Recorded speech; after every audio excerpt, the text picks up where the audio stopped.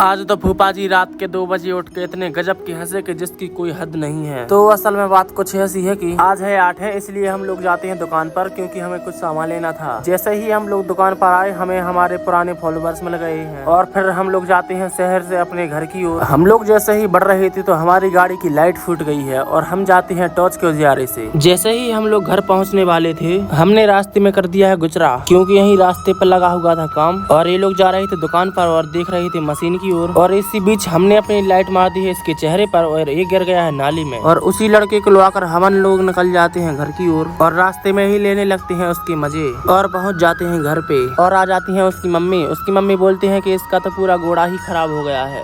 क्या बोला तूने? इसी बात को सुनकर हम लोग भी बहुत गजब की हंसने लगते हैं। यहाँ पर जितने भी आदमी थे सब लोग हंसने लगते हैं, उसी में शामिल थी बरसू बहन। इसके बाद हम लोग पीने लगते हैं चाय और आ जाते हैं बाकी के रिश्तेदार।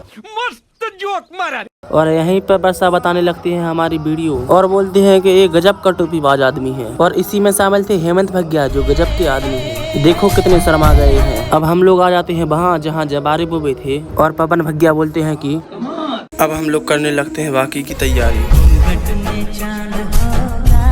क्योंकि हमारे यहाँ होने वाली है बड़ी आरती। हम लोग बांध देते हैं जबारन के ऊपर चुनरिया और ये लगा दिया है निबुगा। अब वो घड़ी आ ही गई है जिसका हमें इंतजार था। इन भाई साहब को आ जाते हैं माता और यहाँ होने लगती है आरती। आरती होने के साथ साथ घर के बाहर यहाँ होने लगते हैं भजन।